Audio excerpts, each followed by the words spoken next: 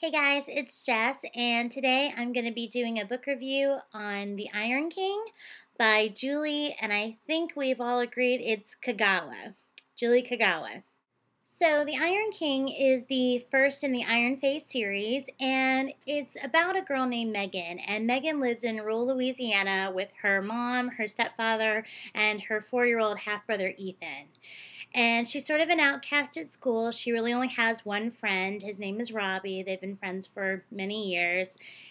And on her 16th birthday, things start to get weird.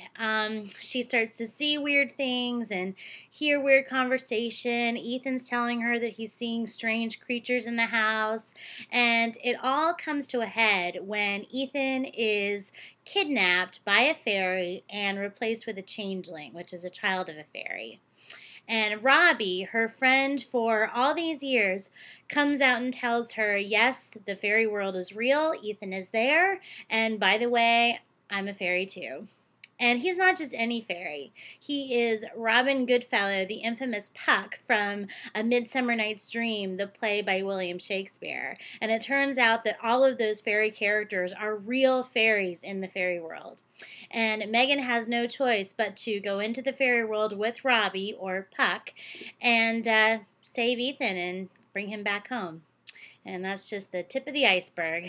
So I really enjoyed this book. There were lots of things to like. I'm going to go ahead and start talking about those. First thing, I loved the descriptive writing style of the author. When creating an imaginary world like this, detail is so important, and she did a fantastic job of describing exactly what the characters were experiencing, the smells, the tastes, the sounds, the sights, just really, really vivid detail. I really felt like I was there. I loved all the really creative creatures and all the different sections of the fairy world. I love that there were different lands within the fairy world that were all scary and beautiful in their own way. So props to the author for descriptive writing. I loved that. The pacing was great. I didn't feel like the book slowed down in particular in any one spot. There was a lot of really good action, and so I was engaged. Wanted to keep knowing what was going to happen next. Lots of really fun characters in this book.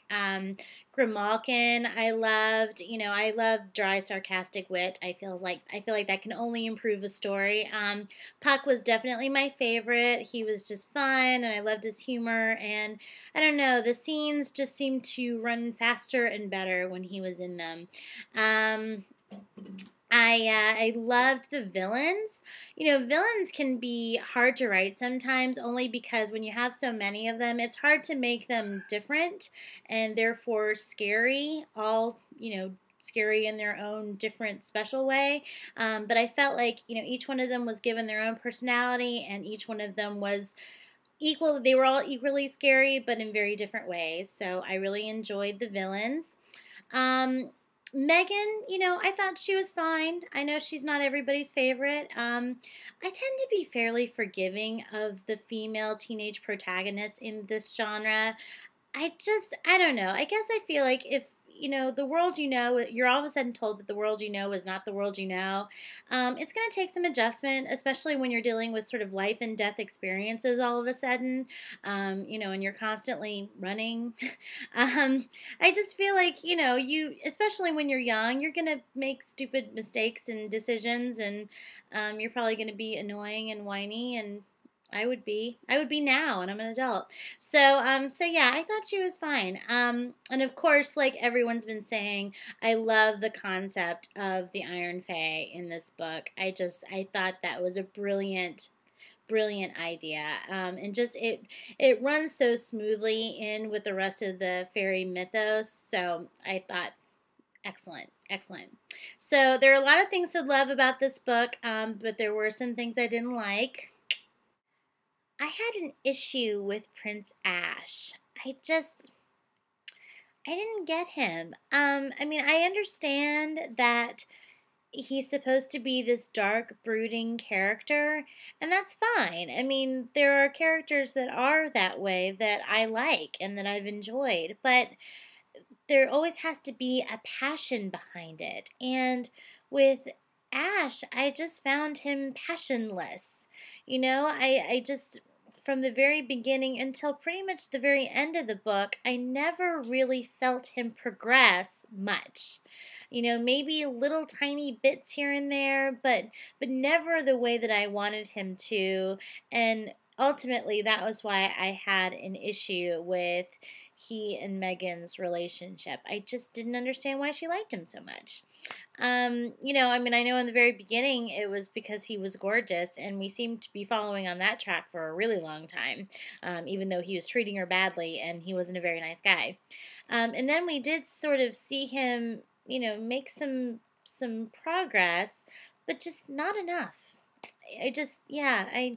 The romance really, I was not feeling it. But I reserved my judgment. I wanted to see what was going to happen in the next book. I knew this was the beginning of the series, so I had high hopes that, I was going to change my mind. So even though the romance was an issue for me, ultimately, I still really enjoyed the book. So I am giving The Iron King by Julie Kagawa 4 stars. I really did like it, and I was very interested in pursuing the series and continuing on with The Iron Daughter, which I will do a review on as soon as I finish this video.